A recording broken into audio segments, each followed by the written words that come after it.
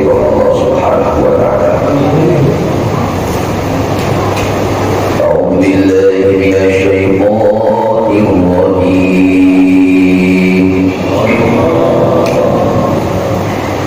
Bismillahirrahmanirrahim.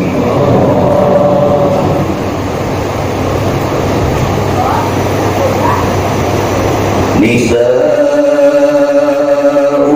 harthun lakum fa'tu harthakum anna syi'tum. Fa'tu harthakum anna syi'tum wa qaddimu li anfusikum.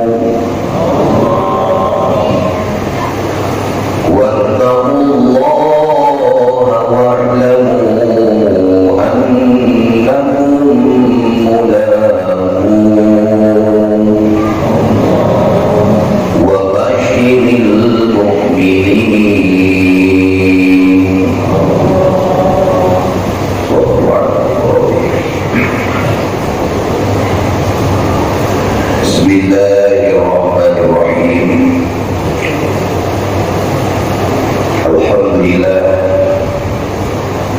Alhamdulillah wa syukurillah ala nikmatillah. Kembali kita di malam yang mulia ini bisa berkumpul hadir di tempat yang dimuliakan Allah. Mudah-mudahan di yaumil qiyamah nanti kita tercatat sebagai hamba-hamba yang akan mendapatkan kemuliaan dari Allah Subhanahu wa taala. Hadirin wal hadirat, ibu bapak jemaah yang dimuliakan Allah. Melanjutkan kajian tafsir Al-Quran surat Al-Baqarah pada ayat 223. Nisa'ukum harthun lakum. Asbabun nuzul, sebab kenapa diturunkan ini ayat. Dalam Al-Quran ada yang disebut asbabun nuzul. Dalam hadis ada yang disebut dengan asbabul wurud. Al-Quran itu tidak diturunkan secara langsung, tapi diturunkan secara bertahap selama 23 tahun, atau secara rinci 22 tahun 2 bulan 22 hari. Itu diturunkannya Al-Quran. Maka ada ayat tentang kitab, tentang pembunuhan, tentang peperangan, tentang kisah, tentang larangan, tentang perintah, surga, neraka, dan lain sebagainya. Termasuk ini ayat menjelaskan tentang kejadian yang selalu terjadi di rumah tangga. Salah satunya suami istri ketika mereka sedang melaksanakan hubungan badan. Nah, ini asbab nuzulnya bukan porno, tapi memang dijelaskan oleh Al-Quran seperti itu. Rawahu Al-Shaykhani, meriwayatkan Imam Bukhari dan Imam Muslim, wa Abu Dawud, Imam Abu Dawud, wa Tirmidzi, Imam Tirmidzi, an Jabir, dari sahabat Jabir. Qala, berkata, kanat al-yahudu taqul, orang-orang Yahudi selalu berkata. Apa kata orang-orang Yahudi? Idza jama'a min wara'iha ja'al walad mahwa. Kalau suami dan istri jama'a, mereka melaksanakan hubungan badan, min wara'iha, dari cara di belakang. Ini khusus yang 17 tahun ke samping, boleh dengar lah. Ja'al walad ahwal, anaknya nanti ahwal. Apa ahwal itu? Matanya juli. Tapi mohon maaf, khawatir ada yang seperti itu bukan berarti begitu. Paham ya Pak ya? Nah, itu siapa yang ngomong? Orang-orang Yahudi. Maka turunlah ini aja. Asbab yang kedua, wa akhraja Ahmad wa Tirmidzi, Imam Ahmad, Imam Tirmidzi, an Ibnu Abbas, dari sahabat Nabi Ibnu Abbas qala, berkata Nabi, ja'a Umar ila Rasulullah, datang Sayyidina Umar khalifah. Wafat Nabi, Sayyidina Umar mengganti Abu Bakar Siddiq. Selama 10 tahun Umar pernah datang menjumpai Rasul. Apa kata Umar? Faqala ya Rasulullah, wahai utusan Allah, halaktu, celaka.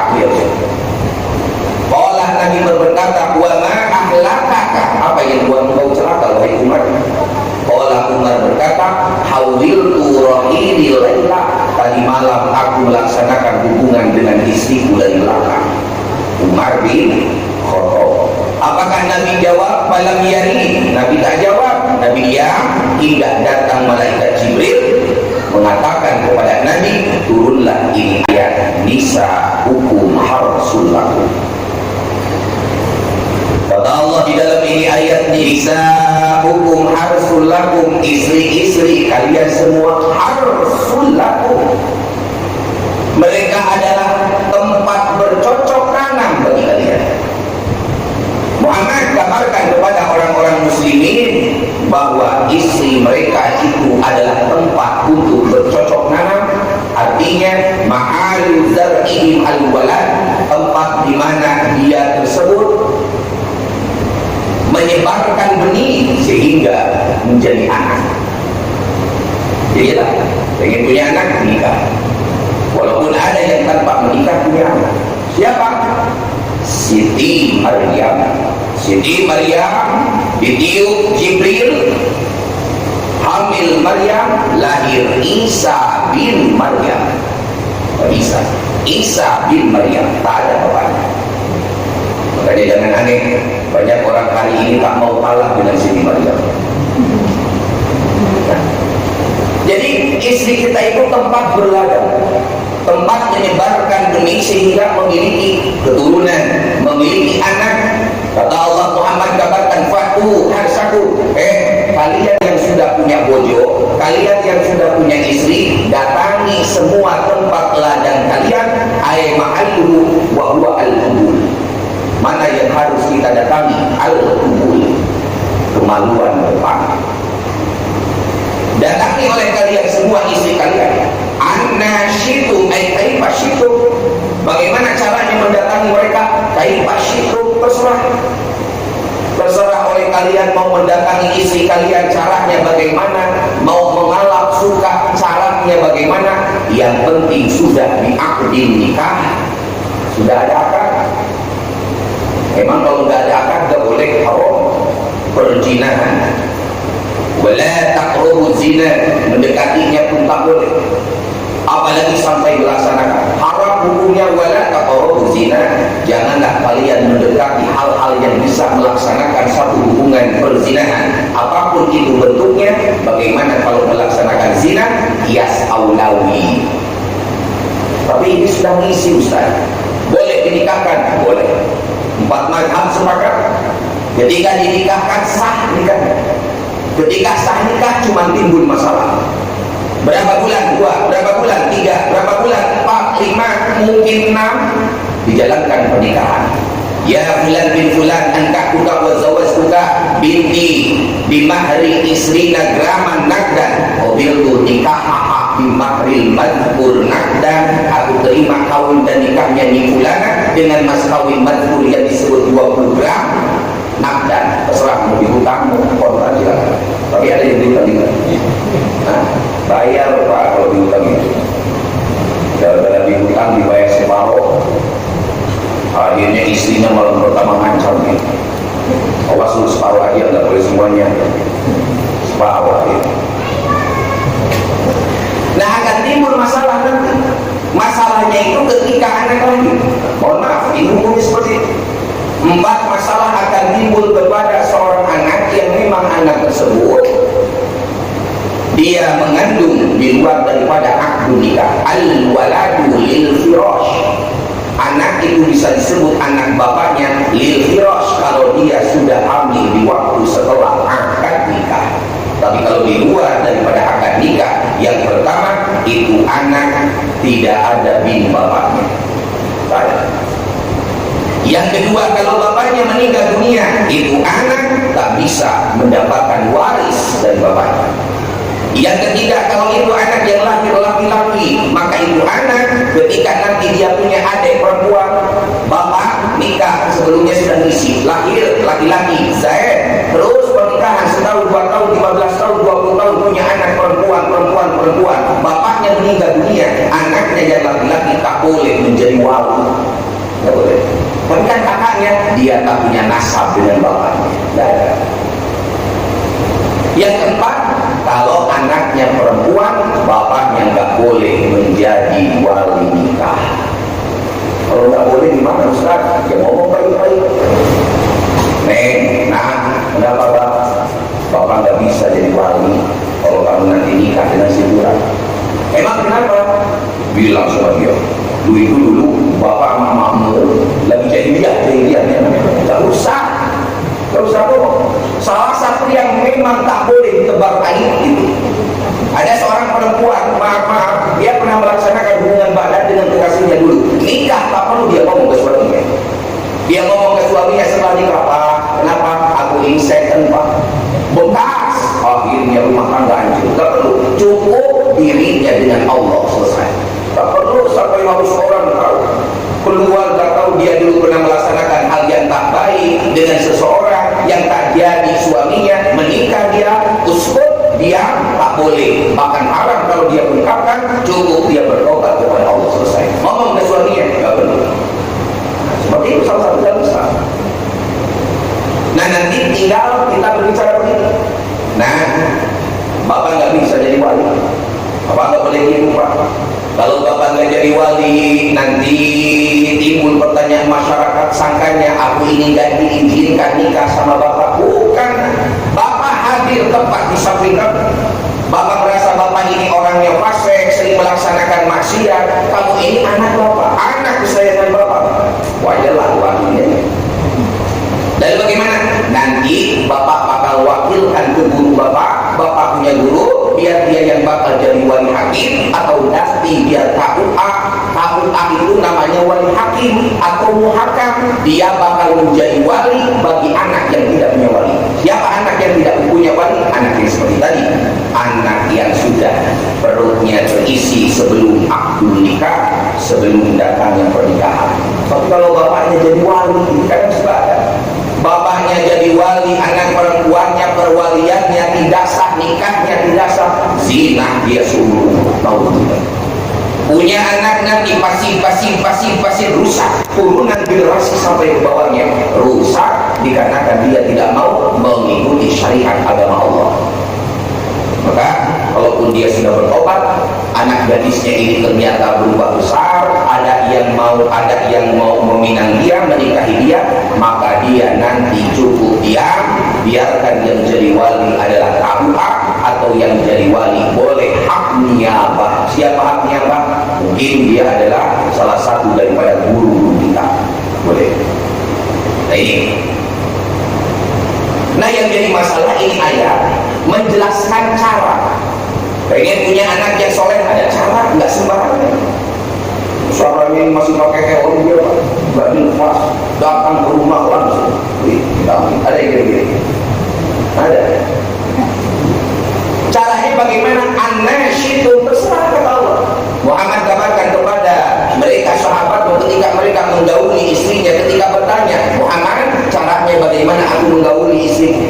Sedangkan orang-orang Yahudi mereka mengatakan bahwa dikala menggauli istrinya dari arah belakang walaupun dia dituju kemaluan depannya, maka kalau ditakdirkan menjadi anak ahwal, anak itu matanya akan juri. Kata Allah kabarkan kepada mereka, datanglah bagaimana kalian inginkan, qiyam, mau berdiri, monggo, wa qiyam, wa qu'udin, mau duduk, silakan. Bapak nggak perlu digambar-gambar. Waktu jahil, mau celentang, enggak. Wa ikbal, mau saling berhadapan, oke.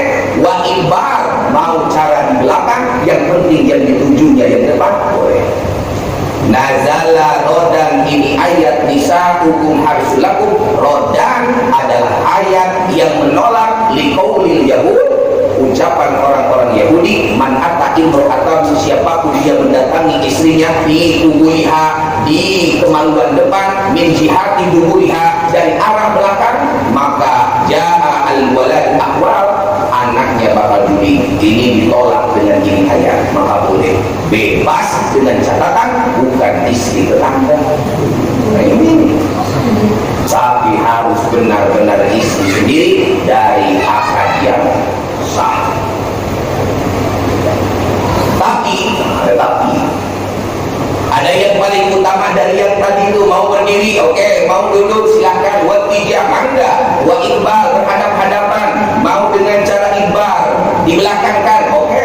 Tapi suami wa qaddimu li anfusikum, dahulukan oleh kalian semua para suami, khususnya bagi diri kalian semua ketika mau melaksanakan hubungan tersebut agar memiliki anak yang soleh, anak yang solihah, anak yang bisa menjadikan sebab kita wafat, maka bakal terus berlanjut amal jariah dikarenakan anak tersebut. Ingat yang tiga, manusia meninggal dunia maka tidak mata ibu Adam inqoto'ah, terputus semuanya kecuali yang tiga ini bakal kekal abadi. Mana yang kekal abadi? Satu, sedekah jariah, dia pernah membangun masjid, ngasih lampu masjid, ngasih semen ke masjid, nyampe terus walaupun dia sudah meninggal dunia. Atau ilmu yuntafa'ubi, dia ajarkan anak-anak kecil tadi tak bisa baca Iqra, jadi bisa, tak bisa baca Al-Quran, jadi bisa amal jariah. Selama anak tersebut, orang itu dia terus memandangkan Al-Quran, pahalanya sampai kepada orang yang mengajarkan. Yang ketiga, wawaladun sholihun yad'ulah, anak soleh yang mendoakan. Dari yang tiga mana yang utama? Waladun sholihun yad'ulah, anak yang soleh. Nah, kalau kita ingin anak yang soleh, wa qaddimu li anfusikum, sebelum melaksanakan hubungan tersebut, al-amal soleh, jalankan amal soleh dulu. Sholat dulu. Coba. Ini mencurigakan ini kayaknya. Jadi sebelum itu ngomong udah rapi belum udah lagi pada mandi, kau belum mandi, pakai lipstick, pakai gincu, udah beli ada itu pantat apa itu apel, simpan aja warna hitam di wajah. Udah selesai, mak kau bersih, aku mau sholat. Usalli sunatul hajat lillahi ta'ala, Allahu akbar. Sholat hajat berapa rakaat? Tahadus binikmah. Imam Syafi'i sebelum hubungan badan 100 rakaat. Ustaz itu enggak, banyak ngomong bapak, dengerin aja. Itu Imam Syafi'i 100 rakaat. Kalau saya ya tergantung saya. Itu bapak sama minimal sholat sunnah aja, atau sholat sunnah mutlak. Usalli Allahu akbar, usalli sunatul hajat rakaat Allah. Setiap sujud baca Rabbana atina fid dunya hasanah wa fil akhirati hasanah wa qina adzabannar. Setiap sujud baca Rabbi habli minas sholihin. Setiap sujud baca Rabbi la tadarni fardan wa anta khairul warithin. Ya Allah, jangan sampai kau tinggalkan aku tanpa waris yang baik. Anak soleh. Rabbi habli minas sholihin, berikanlah aku anak yang soleh. Rabbana atina fid dunya hasanah, ya Allah berikanlah aku kebaikan. Apa makna kebaikan? Sebagian ahli tafsir, waladun sholih, makna minta baik di dunia, punya anak yang soleh. Bahagia kita kalau punya anak yang soleh. Orang tua pendosa, tukang mabok, tukang tarok, tukang ngarojokkan dia ngorok, tiap hari kerjaannya kayak begitu. Tobat maksiat, tobat mati tapi bawa iman. Maksiat banyak, ibadah sedikit, meninggal ada bawa iman, disiksa habis-habisan oleh malaikat munkar nakir. Datang anaknya tak berhenti, Rabbi firli wa liwalidayya warhamhuma kama rabbayani shaghira. Apa yang terjadi kata Nabi dalam hadis sahih, siapapun seorang anak malam hari dia menadahkan tangannya mohon ke Allah, ampuni ibuku bapakku, Allahumma ighfir lahuma, Allahumma ighfir lahuma, Allahumma ighfir lahuma, malaikat malu, dia tak bakal menyiksa orang tua. Malu balik. Maka sedikit sekali orang tua yang masuk kubur bergelimangan dosa. Masuk kubur dosanya numpuk, bangkit di kubur kayak umawi dan mimbat umi. Dia seperti bayi yang lahir kembali dari ibunya. Loh kok bisa? Anaknya tak berhenti mendoakan mereka, punya uang disedekahkan. Alhamdulillah hari ini saya dapat gajian 4 juta. Saya mau sedekah atas nama orang tua saya, panggil Pak Nurdin. Pak Nurdin, kenapa? Saya dengar boleh sedekah buat ibu dan bapak. Boleh. Alhamdulillah, ini gaji pertama saya 4 juta. Saya mau sedekah Pak Nurdin. Oh, silakan. Nih Pak Nurdin. Berapa? 2.000 Pak Nurdin. 1.000 buat bapak, 1.000 buat ibu. Nemu pengurus orang kayak begini cekek gitu. Masukin kamu biar lebih. Kira apa? Seperti amat buat orang tua ngasih 1.000 perak. Kenapa? Ya Rasul, meninggal ibuku ya Rasul. Mata sumi, wafat ibuku ya Rasulullah. Kata Nabi, lalu adakah amal yang bisa kulaksanakan setelah kepergian dia? Apakah udah haji? Belum, badalkan hajinya. Maka badal haji itu berlaku bagi yang sudah meninggal. Tidak bisa orang kaya malas berangkat ibadah haji, dia suruh orang lain, loh haji gue, badalin gue. Tidak bisa, kecuali dia mati dulu, selesai meninggal, boleh haji. dunia masih tetap sampai. Salah satunya yang disenangi Abu Bakar Siddiq, aku paling senang setiap aku berinfak untuk Rasulullah. Setiap Abu Bakar Siddiq buat masjid, hadiah untuk Rasulullah. Setiap Abu Bakar Siddiq memberikan yatim, piatu, fuqara, masakin, semua sedekahnya diniatkan atas nama Rasulullah Sallallahu Alaihi Wasallam. Rasul itu padahal nggak perlu, Nabi itu nggak perlu disebutkan nama untuk Rasulullah, tapi keberkahan yang ada di Nabi mengalir kepada Abu Bakar Siddiq. Dan kita pun termasuk yang bakal mendapatkan syafaat Rasulullah Sallallahu Alaihi Wasallam. Minimal ada tanah. Saya punya tanah, ke anak-anak itu dipanggil, nah itu tanah yang mono nanti buat kalian sebuah, tapi yang itu lagi itu buat masjid. Karena bapak nggak tahu bapak juga tanah siapa ini, kurang ajar main tunjuk aja. Masjid di situ, pondok di situ, tanah orang. Jadi gunakan, jalankan amal soleh, sholat. Males sholat, wudu. Minimal wudu dulu, walaupun ujung-ujungnya batal. Wudu. Baguskan wudu, vaksinil wudu, atau baca Al-Quran seayat 2 ayat, baca. Tapi kalau males sama sekali, tasmiyati indal iman, minimal baca bismillah pada waktu melaksanakan hubungan badan. Caranya bagaimana? Di ayat pula bacalah oleh dia Bismillahirrahmanirrahim. Nah, ini pasti hafal semua lah. Allahumma jannibna syaitan wa janibi syaitana ma razaqtana. Bapak jangan pura-pura. Allahumma jannibna syaitan. Nah, itu baca. Allahumma jannibna syaitan, ya Allah, jannib, semoga Engkau menjauhkan kepada kami, aku dan istriku, asyaitan, jauhkan syaitan. Wa janibi syaitana, begitupun Kau jauhkan syaitan, ma razaqtana, dengan apa yang bakal Kau berikan rizki kepada kami. Anak itu kan rezeki. Mau bagaimanapun kata Allah tak bakal jadi, tak bakal jadi. Orang minum KB tiap hari jebol juga. Malas kalau minum obat lupa jebol, suntik 3 bulan sekali masih jebol juga. Wajarlah, disuntiknya suntikan kecil 3 bulan sekali, suaminya suntikannya gede, jarum coklat. Wajar. Nah, minimal dibaca. Atau kalaupun tak bisa, baca bismillah saja. Cuman kalau dia sama sekali tak ingat kepada Allah ketika melaksanakan hubungan tersebut, lalu dia tak baca Allahumma jannibna syaitan wa jannibi syaitan ma razaqtana, maka datang nanti syaitan menghampirinya. Karena ketika hubungan badan, malaikat rahmat kabul. Nah, itu perlu kita tahu. Kalau suami istri melaksanakan hubungan badan, malaikat rahmat juga, syaitan masuk. Nama syaitannya Aqwa ya Zawal. Syaitan Aqwa ya Zawal masuk. Dia ikut juga apa yang dilaksanakan oleh suami tersebut. Lalu dia masuk kepada rahimnya si istri, lahirlah 2 anak lahir karena caranya bukan cara apa yang disebut di dalam syariat. Ketika dinasihati, ini anak blokor, diomongin hal baik, ngajak ibu. Berarti kenapa? Ya salah satunya dia tidak ingat kepada Allah ketika melaksanakan hubungan badan tadi. Minimal bisa. Karena malaikat rahmat itu dia tak bakal mendekati orang kalau sedang buang air besar. Kita masuk kamar mandi, dia keluar. Nah, setan tetap. Kita masuk kamar bergaul dengan istri kita, malaikat rahmat pun keluar, tak masuk. Setan masuk. Sebab kata malaikat rahmat, kami tak melaksanakan itu. Kami tak melaksanakan itu. Ketika buang air besar, kami tak melaksanakan itu. Wanan laisa naf'al bidzalik. Ketika melaksanakan hubungan badan, kami tak melaksanakan itu. Dia kedua, barulah syaitan masuk bagi mereka yang tidak ingat kepada Allah Subhanahu wa taala.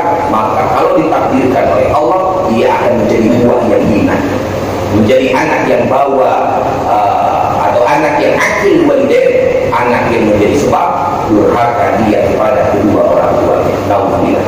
Dan Allah jadikan anak-anak kita anak-anak yang soleh dan solehah. Salah satunya seperti tadi, dari awal, semuanya dari awal, mulai ketika dia melaksanakan hubungan tersebut. Kapan waktu yang bagus? Ada sebagian ulama mengatakan waktu yang bagus itu dini hari. Ini saya kasih bocoran aja Bapak. Dini hari. Ini bukan mau menjelaskan masalah sunnah. yustahab. Ada orang mengatakan malam Jumat sunnah Nabi, dari mana? Maknanya di situ dalam Fathul Hidayat ini, andaikan punya anak dijadikan oleh Allah di malam Jumat, itu anak bakal menjadi penjaga Al-Quran. Kalau ditakdirkan oleh Allah di malam Jumat tersebut dengan niat yang baik, insya Allah anaknya menjadi anak penghafal Al-Quran. Dan hindari, apa yang dihindari? Malam Sabtu. Hindari, tahanlah Pak malam Sabtu ini. Kenapa malam Sabtu ditahan? Andaikan dijadikan oleh Allah anaknya di malam Sabtu ketika melaksanakan hubungan, anaknya bakal termasuk anak dunia, dia yang gila benar dengan urusan duniawi sampai lupa dengan urusan ukhrawi. Nah, itu hanya sekedar syariatnya saja. Kembali kepada pendidikan dan pada keluarganya, al-ummu madrasatul ula, karena madrasah yang terbaik yang paling utama adalah ibunya. Ibu itu madrasah terbaik. Nah, ini wattaqullaha wa'lamu annakum mulaku. Wattaqullah, dan kabarkan kepada mereka wahai Muhammad, wattaqullah, takwa, takutlah kalian semua kepada Allah. Kenapa harus takut? Harus takut kepada Allah di amrihi, syarat takut kepada Allah jalankan oleh kita yang namanya perintah Allah, wa nahyihi, jauhi oleh kita semua larangan-larangan Allah. Karena kalau kita sudah punya istri, nah mulai. Kenapa Imam Ghazali mengatakan di kita, kalau kita nikah, baru nikah buru-buru buat kain kafan, itu kain kafan buatnya ba'da nikah, buat kain kafan ba'da nikah. Nanti kalaupun dia meninggal dunia, udah ada kain kafan yang nggak perlu nyari ke sana. Setiap mau sholat dipakai itu ba'da nikah. Setiap mau sholat, bukan di masjid ya Pak, sholat sunnah, bukan masjid kira-kira, buat kain kafan macam-macam. Kamu kenapa pakai kain kafan? Berapa minggu kamu ngomong itu pakai kain kafan? Maksud saya cukup di rumah. Lagi ngaji Quran, simpan di meja. Atasnya Quran, bawahnya kain kafan kita.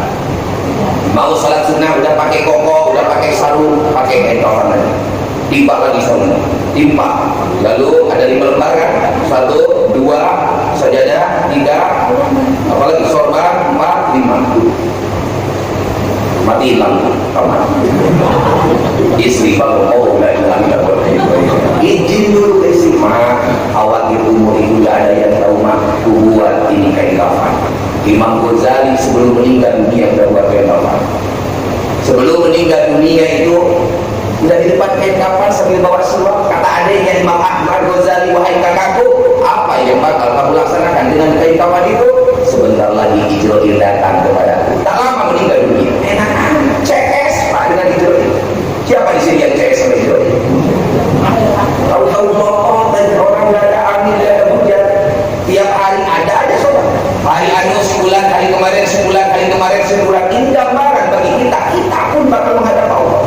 Kita urus dunia terus berbanyak kekayaan, tamak dengan jabatan, tamak dengan harta, meninggal apa yang dibawa? Berapa rumahnya ada 3, berapa kuburan? 1. Berapa rumahnya? Tingkat 4, tingkat 5. Adakah kuburan orang mati? Tingkat tak ada. Nah, ini gambaran kita. Dunia itu hina. Siapapun yang hinakan dunia, dia dimuliakan Allah. Tapi sayang, 1000 kali sayang. Makanya dalam ayat alladzi khalaqal mauta wal hayat, alladzi khalaqal mauta wal hayat, aku kata Allah yang ciptakan mati dan hidup. Kenapa mati dulu padahal kita hidup dulu? Karena banyak orang yang hidup lupa dia dengan hari kematian, termasuk kita sendiri. Banyak orang yang ketika menyolatkan jenazah lupa dia pun bakal disolatkan. Banyak orang yang memandikan jenazah dia tak sadar dia nanti bakal seperti itu. Banyak orang yang ikut hadir di kuburan, dibaringkan ke kiblat lalu ditutup, tapi tak sedikit orang tak sadar bahwa dia bakal meninggal dunia. Bagaimana cara mereka sadar? Mereka tak bakal tinggalkan Allah. Mereka bakal jalankan perintah, bakal jauhi larangan-larangan Allah Subhanahu wa taala. Maka ingatkan, kita yang selaku suami punya tanggung jawab besar istri. Jangan merasa tenang, kata Nabi, kalian suami yang punya istri. Kenapa gak boleh merasa tenang? Dosanya ada di pundakmu. Dosanya itu ada di pundakmu. Melangkah dia keluar dari rumah ke jalan yang tak diridhoi oleh Allah, yang dilaknat adalah suaminya. Kalau suaminya menjadi suami yang dayus. Apa suami dayus? Apa pernah kasih nasihat istri? Mak mah nggak ada, mak sholat mah nggak ada. Lalu bagaimana? Adem aja dia. Isi atas rambut saya itu jembrong, apa jembrong itu?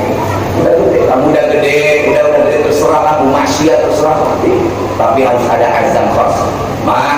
Sekarang kita sudah jadi suami istri, terus bapak mau kasih wasiat. Kutiba alaikum apa? Kutiba alaikum idza hadara ahadakumul wasiyatu lil walidaini wa aqrabin. Ketika dia memberikan wasiat, apa isi wasiatnya? Isi wasiatnya agar ini yang menjadi istri kita takwa, takut ke Allah, jalankan perintah Allah, jauhi larangan-larangan Allah. Itu salah satu isi wasiat. Jalankan sholat, jangan sampai ditinggalkan. Datang Ramadan, jalankan Ramadan. Itu yang menjadi tugas kita. Sebab seorang perempuan itu kalau dia pengen masuk surga dari arah manapun satu, kata Nabi, ma min imra'atin, tidaklah bagi seorang istri dia selalu menjalankan sholat. Sholat apa? Sholat cukup yang 5 waktu. Dia jaga sholat yang 5 waktu. Gak perlu sholat sunnah, cukup jaga sholat yang 5 waktu. Doa datang sholat, asar datang sholat, selesai. Ketika dia haid-haidnya pun, maka pahala sholat yang selalu dia jalankan tak bakal dikurangi, ditambah, dikasih oleh Allah, walaupun dia posisi haid. Kedua, datang bulan Ramadan, puasa Ramadan.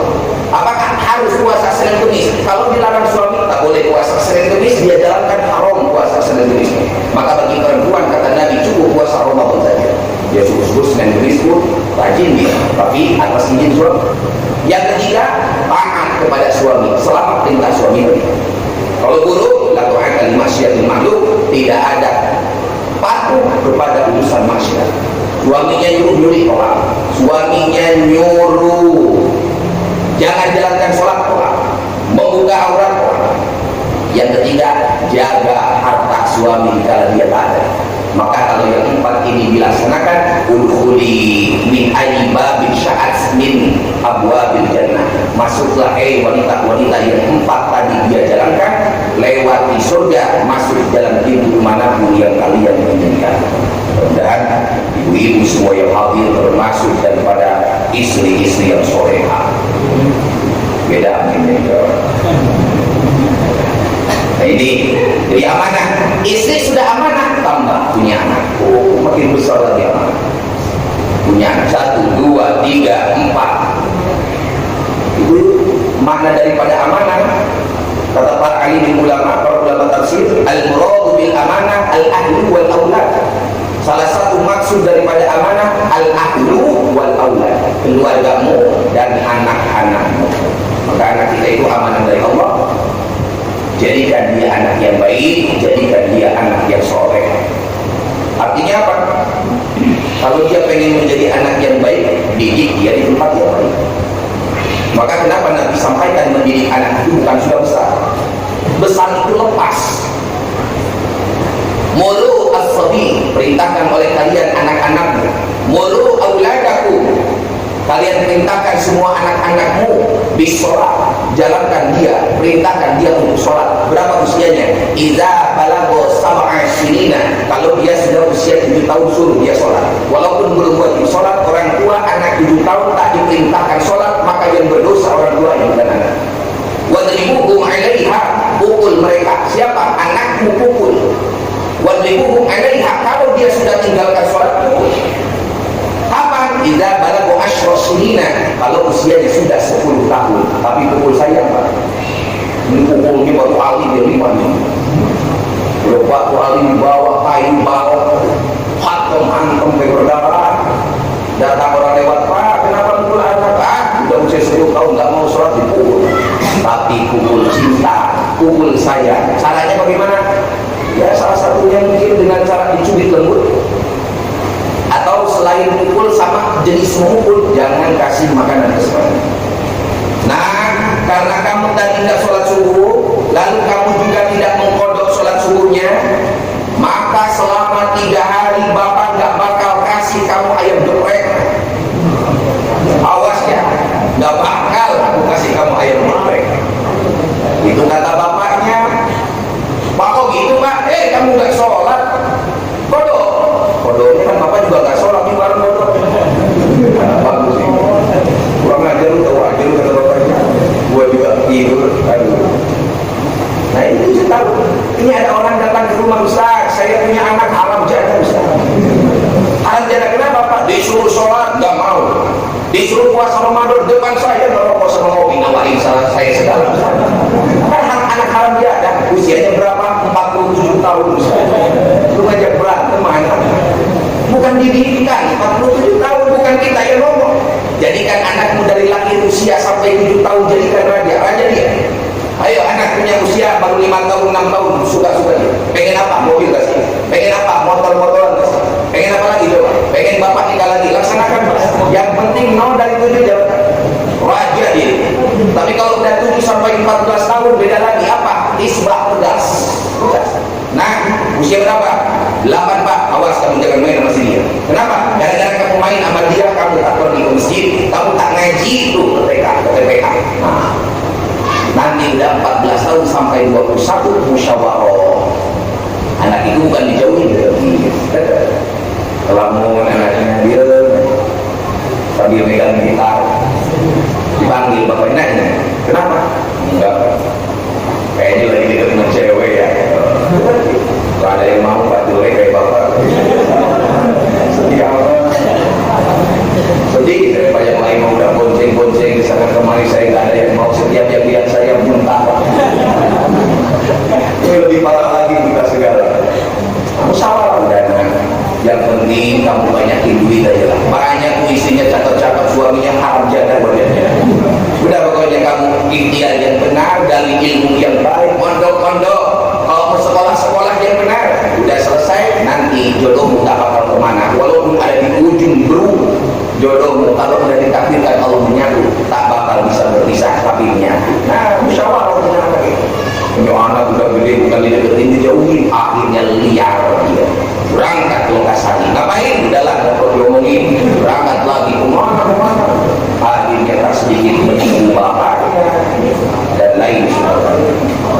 Maka wattaqullah, katakan ke mereka, kalau mereka sudah dikaruniai istri, punya anak, takwalah kepada Allah itu amanah, wa'lamu annakum mulaku, dan ingatlah bahwa mereka semua kepadaku kata Allah akan semuanya berjumpa bil ba'si, nanti di hari kalian dibangkitkan, begitupun fayujazikum bi a'malikum, amal-amal mereka bakal dibalas. Kalau itu anaknya anak soleh, balasannya baik nanti di yaumil kiamat. Tapi kalau orang tua tak mau didik anaknya menjadi anak yang baik, datang di yaumil kiamat, in kana khairan fa khairun wa in kana syarran fa syarrun, baik dibalas baik, kalau dia buruk maka akan Allah berikan keburukan. Wa basyiril mukminin, siapa yang patuh yang takut kepada Allah, aku berikan kabar gembira. Apa kabar gembiranya?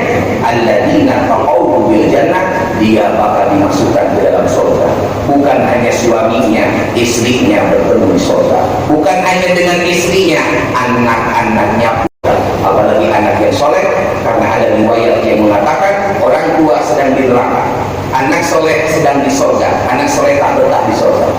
Dia diam di pintu surga, dia nanya ribuan, aina abi wa aina umi, mana ibu bapakku? Ribuan, tak ada. Kemana mereka? Dibuka hijab antara surga dan neraka. Ayah dan ibunya sedang disiksa. Ribuan angkat ibu dan ayah di surga. Tidak bisa, karena bukan aku, itu hak Allah. Kalau ibu dan ayahku tak kau angkat ke dalam surga karena dosanya suatu di dunia, aku bakal turun ahli surga ke neraka. Bayangkan kalau ahli surga turun ke neraka, baru ujung bukunya saja neraka sudah dingin. Yang enak bukan ibu dan bapaknya, tapi seluruh orang-orang ahli maksiat pun bakal dingin nikmati surga. Maka munajat malaikat Ridwan, inilah khususiat untuk umatnya Nabi Muhammad. Allah berikan anugerah, Allah berikan karunia, anak soleh bisa mengangkat derajat orang tuanya yang wajib masuk neraka, diangkat orang tuanya jadi masuk surga dikarenakan anak-anaknya yang soleh. Maka jangan lepas berdoa terus waktu sujud, lebih habli minas sholihin. Tapi tak cukup hanya berdoa, ikhtiar kita. Dimana kalau kita ingin menjadi anak yang soleh, simpan, titipkan ke tempat orang-orang soleh. Jikalau anak kita disimpan, dititipkan di tempat-tempat orang yang soleh, insya Allah dia bakal menjadi anak yang soleh dan solehah. Mudah-mudahan kita semua dikaruniai oleh Allah keluarga yang sakinah, mawaddah warahmah, memiliki keturunan yang soleh dan solehah. Amin ya Allah ya rabbal alamin. Wallahu a'lam bishawab. Ya Allah biya ya Allah biya ya Allah bi husnil khotimah ya Allah biya ya Allah Assalamualaikum warahmatullahi